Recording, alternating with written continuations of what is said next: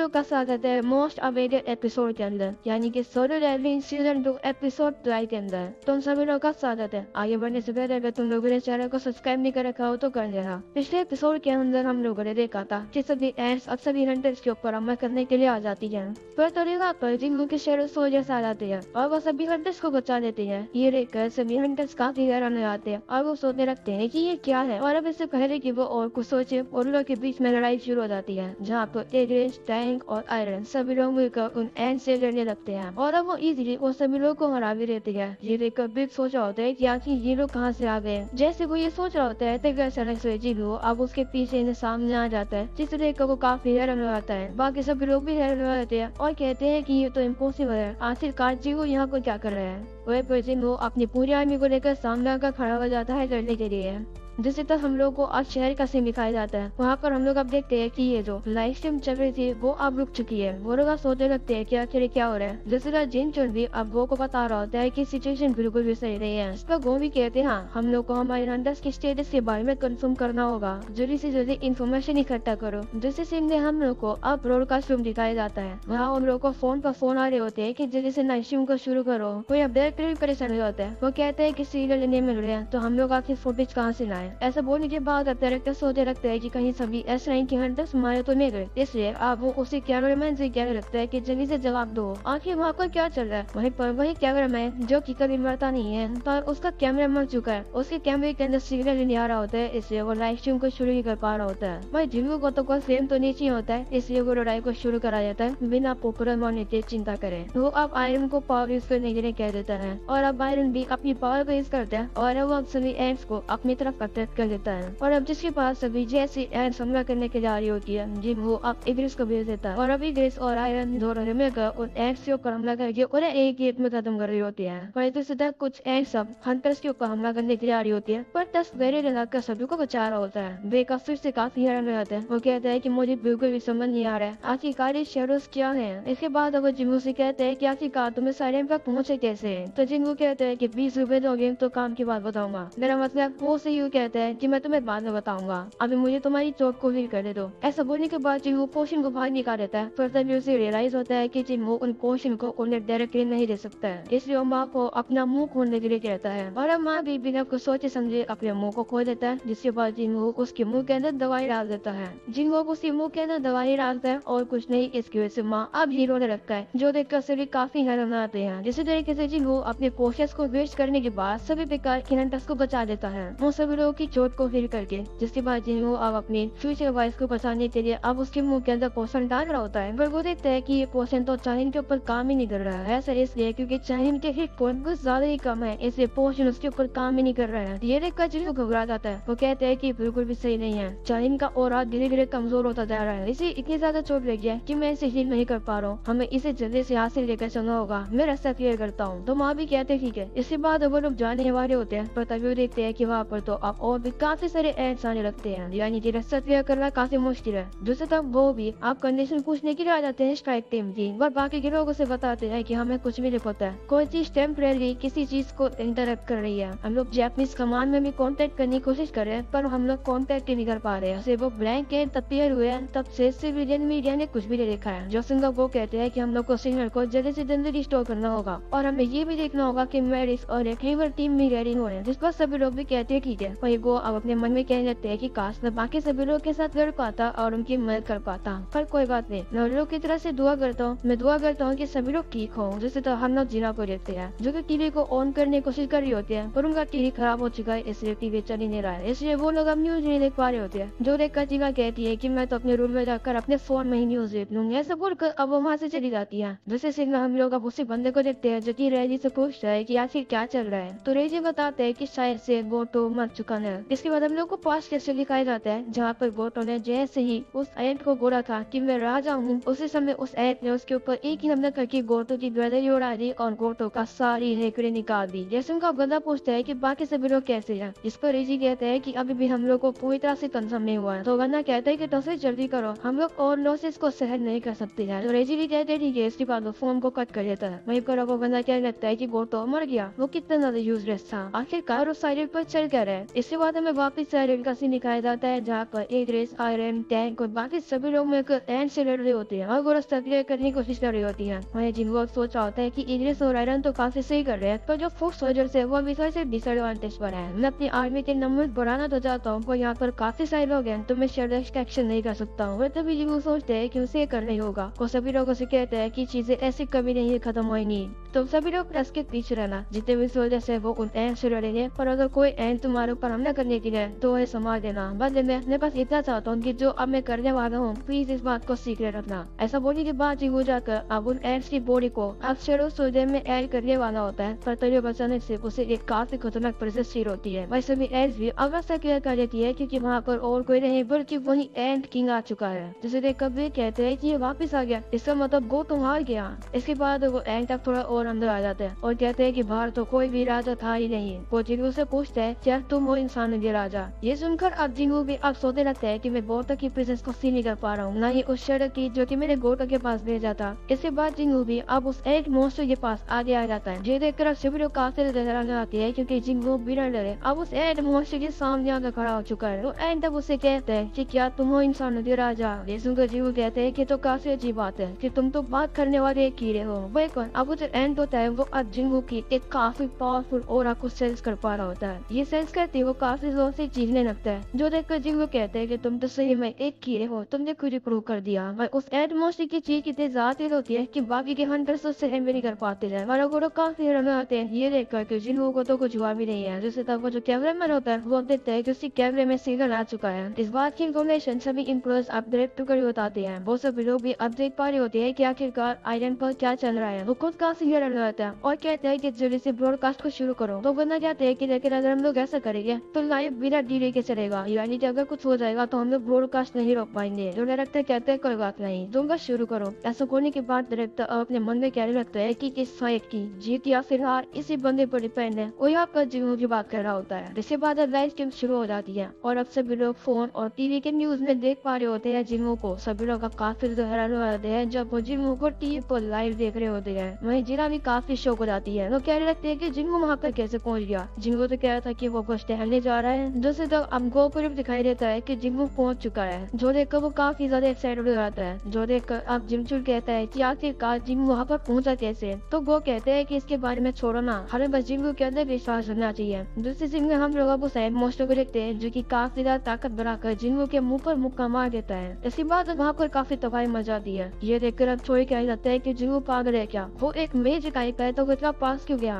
लगता है कि वो इस एंड को अंडर एस्टिमेट कर रहा था जिसकी वजह से वो हार गया। जिसके बाद वो एंड भी अब जिंगो से कहने लगता है कि तुम तो कमजोर थे, इसका मतलब तुम मेरे राजा नहीं हो। इसके बाद अब जैसे धुआं लगता है सभी लोग अब ये देखकर काफी हैरान आते हैं कि जिंगो को तो कुछ हुआ भी नहीं है। उल्टा जिंगो अब अपने मुक्के को तैयार कर लेता है और अब वो उस एंड के मारने वाला होता है, पर वो एंड उस अटैक को डॉज कर देता है। देखकर सभी लोग कैसे हैरान हो जाते हैं। वो कहते हैं कि क्या जिंगो से में एक मेज टाइप है, देखकर तो बिल्कुल नहीं लगता। वही जिंगो भी अब सोचने लगता है कि एंड तो काफी ज्यादा ड्यूरेबल है, क्या ये जिसके रिटर्न है। इसके बाद वो एंड वापस से खड़े होकर हमले करने लगता है, जो देखकर जिंगो भी उसके ऊपर हमले करने लगता है और अब उनकी लड़ाई की वजह से आतंकवादी मचने लगती है। जो देखकर वो कैमरामैन घबरा जाता है। वो कहते हैं कि मैं एक एयर का हंटर हूँ, फिर भी मुझे इतना दूर रहना पड़ रहा है इस फाइट से। यहाँ पर मैजिक का फ्लो इतना ज्यादा तेज है कि मैं आराम से बेहोश हो सकता हूँ। जिससे तो अब जिंगो अब उस एंड के ऊपर हमले कर रहा होता है। जो देखकर वो एंड भी घबरा जाता है। वो सोचने लगते हैं कि क्या मुझे फोर्स बैक किया जा रहा है। वो अभी सोच रहा होता है। इसी के साथ जिंगो अब उसके ऊपर एक काफी खतरनाक मुक्के से हमला कर देता है, जिससे वो एंड तक थोड़ा सा दूर हो जाता है। थोड़ा ही नहीं बल्कि वो एंड मॉन्स्टर कुछ ज्यादा ही दूर चला जाता है। जो देखकर वो काफी हैरान हो जाता है। वो अब जिंगो की प्रेजेंस को फील करके कहने लगता है कि आखिरकार तुम एक इंसान कैसे हो सकते हो। इसके बाद वो फिर से जाकर जिंगो का मुक्का मारने के लिए जाता है, पर जिंगो भी अब उसके मुक्के को अपने मुक्के से रोक लेता है। दोनों की पावर एक बराबर होती है। इसके बाद अब जिंगो नीचे बैठकर अब सीधा उस एंड मॉन्स्टर के ऊपर मुक्का मार देता है, पर तभी अचानक से उस एंड मॉन्स्टर की अब जीभ बाहर निकल जाती है और अब वो जाकर सीधा जिंगो को गाल को कट कर देती है। उस वजह से जिंगो अब देखते है कि वो पॉइजन हो चुका है। इस वजह से अब वो नीचे गिर जाता है। ये देखकर वो एंड मॉन्स्टर उसे कहने लगता है कि काफी पावरफुल पॉइजन है, अब तुम बिल्कुल भी नहीं हिल पाओगे इंसान, अभी तुम्हारा अंत है। ऐसा होने के बाद वो जिंगो के पास आकर जिंगो के ऊपर हमला करने वाला होता है। दूसरी तरफ अब वापस उसे बंदे को दिखाया जाता है। वह कहने लगता है कि एक ही बार में 10 बंदों की टीम मारी गई, वो भी ऐसे ही हंटर्स की टीम, क्या ही जोक है। तभी एक बदलाव से बताता है कि हम लोग बचे हुए हंटर्स के साथ कांटेक्ट कर पाए हैं, जिससे जिससे वो बात कर रहा होता है वो और कोई नहीं बल्कि रेजी होता है। रेजी अब उसे बताता है कि आयरन के पास हम लोग की काफी पावरफुल प्रेजेंस को फील कर पाए हैं, शायद ये वही मैजिकल बीस्ट है जिसने बोटो को हराया है। तो में कहते हैं कि तो फिर वो चीज अभी तक जिंदा कैसे है और वो वहाँ नेस्ट में क्यों जा रही है। तो रेजी कहते हैं कि इतना तो पता नहीं, शायद वो इंजर्ड होगा इसलिए वो घर वापस आना चाह रहा होगा। जो में कहते हैं कि हम लोग कोरिया हंटर्स की सर्वाइवल के बारे में पता नहीं है, पर अगर वो हंटर्स बचे होंगे तो वो लोग उसी मॉन्स्टर से लड़ेंगे जिसने बोटो को मारा है। वो उस एग से तो लड़ ही नहीं पाएंगे। अगर हम लोग कैसे तैसे करके उस ताकत और एग को मार देंगे तो हम काफी फेमस हो जाएंगे। ऐसा बोलने के बाद वो कहते हैं कि हमारे सर्वाइवर्स को जल्दी से रेस्क्यू करो और वो लोग सेकंड स्ट्राइक टीम के साथ मिलकर वापस से आयरन पर जाएंगे और उस ताकत और एग को हरा देंगे। इस बारे में अब हंटर्स के पता चलता है और अब वो लड़की जो होती है वो दूसरे हंटर से कहती है कि चलो चलते हैं। वही पर मिनोरू अब उसी एग किंग के बारे में बात करने लगता है। वो कहते हैं कि वो मॉन्स्टर काफी पावरफुल है, हम उसके सामने नहीं टिक पाएंगे। जोसन को वो लड़की गुस्से में आ जाती है और कहती है कि पैनिक करने का समय नहीं है, जिस पर मिनोरू कहते हैं कि लेकिन हमें यहाँ से भागना होगा। दूसरी तो हम लोग को अब दिखाया जाता है कि जिन्हू ने अब उस एंड किंग के हाथ को पकड़ लिया है और अब जिन्हू से काफी जोर से मुक्का मार देता है, जिसकी वजह से वो जो एंड किंग होता है वो काफी ज्यादा दूर जाकर दीवार पर गिरता है, जो देखकर सभी फिर से हैरान जाते हैं। वो कहते हैं कि जिन्हू तो पॉइजन था पर वो ठीक कैसे हो गया। वही पर हमें पता चलता है कि जिन्हू के ऊपर से तो पॉइजन नोटिफिकेशन था, इस गेट से वो पॉइजन हट चुका। जिन्हू अब उस साइड से क्या लगता है, ओ तो तुम्हारे पास सीक्रेट वेपन भी था। वहीं जिन्हू अब अपनी परसेप्शन स्किल से ये भी पता लगा पा रहा है कि वो जो एंड मॉन्स्टर है वो अब एंजाइटी में है। जिन्हू सोचता है कि मैं भी एंजाइटी में हूँ। वो अब चाइन की तरफ देखता है और कहता है कि मुझे चाइन को बचाने के लिए इस फाइट को जल्दी से जल्दी खत्म करना होगा। ऐसा बोलने के बाद वो काफी तेजी से जाता है और अब वो उस एंड मॉन्स्टर के ऊपर लात मारता है। पर अचानक से वो एंड मॉन्स्टर वहाँ से गायब होकर पीछे आ जाता है और अब वो अपने पंखों का यूज करके उड़ने भी लगता है। वो मॉन्स्टर अब कहने लगता है कि तुम्हारे पॉइजन काम नहीं कर रहा है और ना ही स्ट्रेंथ काम कर रही है, अगर ऐसी बात है तो मुझे ये करना पड़ेगा। ऐसा बोलने के बाद वो जो एंड मॉन्स्टर होता है वो फिर से इवॉल्व करने लगता है और अब वो एक काफी ज्यादा भयानक रूप में आ जाता है और अब वो काफी ताकतवर बन जाता है। जो देखकर जिंगू भी अब अपने एसेंट डैगर को बाहर निकाल देता है जो कि उसे डीमन मोनार्क से मिला था। जिंगू अब खड़ा ही होता है पर तभी अचानक से वो एंड मॉन्स्टर उसके ऊपर काफी तेजी से हमला करता है। वही जिंगू भी मुश्किल से उसके अटैक को रोक पा रहा था। इसके बाद वो एंड मॉन्स्टर लगातार ही जिंगू के ऊपर हमले करने लगता है। इतने तेज तो लड़ने में जिंगू को भी दिक्कत हो रही होती है, पर फिर भी वो अब उस मॉन्स्टर को काफी ज्यादा अच्छे टक्कर दे रहा होता है। जिंगू उसके ऊपर हमला करने के लिए आ रहा होता है पर वो जो एंड मॉन्स्टर होता है वो उसी आइस एबिलिटी को यूज कर लेता है जो कि उस अंतर की थी। जिसके बाद वो मॉन्स्टर उस बर्फ को तोड़कर जिंगू के पास साइड लेता है और अब वहाँ पर और भी ज्यादा दवाई मच जाती है और अब दोनों वापिस से आपस में एक दूसरे के पीछे पड़ जाते हैं, एक दूसरे के ऊपर हमला करने के लिए। ये देखकर वो मॉन्स्टर फिर से घबरा जाता है। वो कहता है कि किसकी स्पीड तो बिल्कुल मेरी तरह है और तो ये और भी ज्यादा फास्ट होता जा रहा है, आखिर ऐसा कैसे पॉसिबल है। हम लोग अब देखते हैं कि वो दोनों कुछ ज्यादा ही लाइट की स्पीड से आपस में एक दूसरे के ऊपर हमला करने लगते हैं, जो देखकर तो बिग भी काफी ज्यादा हैरान हो जाता है।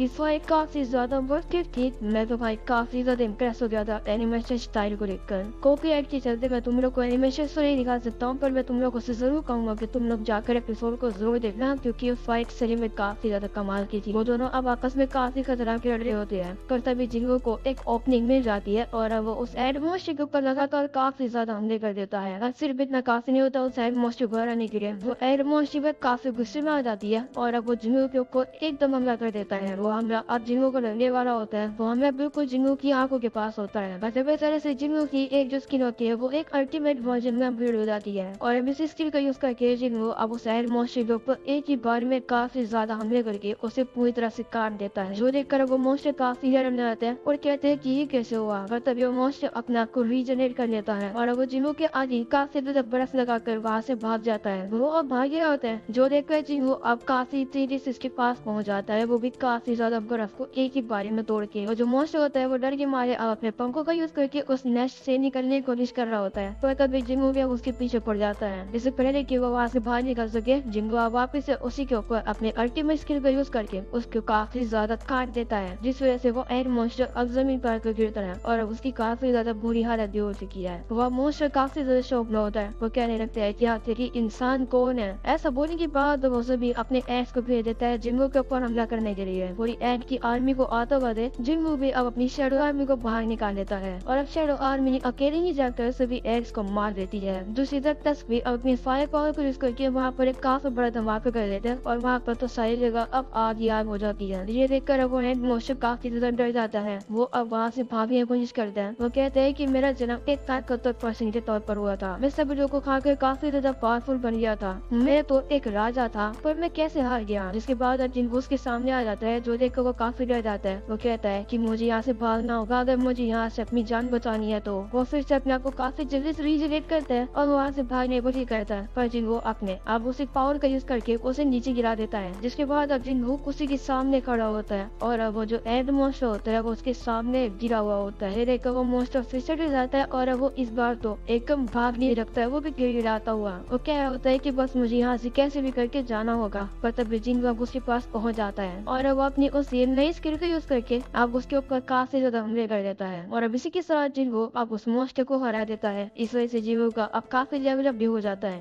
वहीं पर अब उस मॉन्स्टर को हारते हुए देख जितने भी एक मॉन्स्टर होते हैं वो लोग भी अब डर के मारे वहां से चले जाते हैं। जो देखकर वो हंटर सब कहते हैं कि क्या हम लोग जीत गए। इसके बाद अब जिन वो अब चाहिल के पास आ जाता है और अब वो देखते हैं कि उसका ऑरा कुछ ज्यादा ही काफी कम हो चुका है और अब उनके पास समय भी नहीं बचा है। जो अब कहने लगता है कि हमें इसी दूरी से बाहर लेकर जाना होगा। बाहर एक रिकवरी हेलीकॉप्टर वेट कर रहा होगा हमारा। जिंगो कहते नहीं तब तक ये नहीं बचेगी। ऐसा बोलने के बाद जिंगो आप उससे पोर्शन को बाहर निकाल देता है जिसको यूज करके उसने अपनी मोम को किक किया था, मिरादी की एलेक्सर ऑफ लाइफ को। जिंगो अब उसे चाहिल को पिलाने की कोशिश करता है और कहते हैं कि हमारी आखिरी होप है। पर तभी जिंगो को पता चलता है कि ये पोर्शन चाहिल के ऊपर काम नहीं करेगा। जो देखकर जिंगो परेशान रहता है। वो कहता है कि हाँ आयन को छोड़कर जाना भी इतना ज्यादा फास्ट नहीं होगा। मैं ना ही पोर्शन यूज कर सकता हूँ और ना ही मैं शेडो एक्सचेंज यूज कर सकता हूँ। ऐसा कुछ भी नहीं है जो कि मैं कर सकता हूँ। जिसके बाद अब जिंगो के दिमाग में आइडिया आ जाता है कि उसे क्या करना है। तो ये एपिसोड अब यही खत्म हो जाता है। इसका अगला एपिसोड इस सीजन का आखिरी एपिसोड होने वाला है, तो उस एपिसोड को मिस मत करना। उस एपिसोड में हम लोग देखने वाले हैं कि जिंगो चाहिल को कैसे बचाएगा और भी काफी कमाल की चीजें होने वाली है आखिरी एपिसोड के अंदर। इसलिए अगर तुम लोगों ने अभी तक चैनल को सब्सक्राइब नहीं कर रखा हो तो कर देना। साथ में कमेंट सेक्शन में जरूर बताना कि तुम लोग को ये एपिसोड कैसे लगा। इस वीडियो के ऊपर ढेर सारे लाइक भी करके जाना, जिससे कि मुझे पता चले कि तुम लोग को ये एपिसोड काफी ज्यादा बढ़िया लगा। आज की वीडियो के अंदर हम लोग इतना रखते हैं। तुम लोग मेरे बाकी के चैनल्स को भी सब्सक्राइब कर सकते हो, जिनका लिंक तुम लोग को डिस्क्रिप्शन एंड कमेंट सेक्शन में मिल जाएगा। साथ में अगर तुम लोग चाहते हो तो मुझे इंस्टाग्राम को भी फॉलो कर देना, उसका लिंक भी तुम लोग को डिस्क्रिप्शन और कमेंट सेक्शन में मिल जाएगा।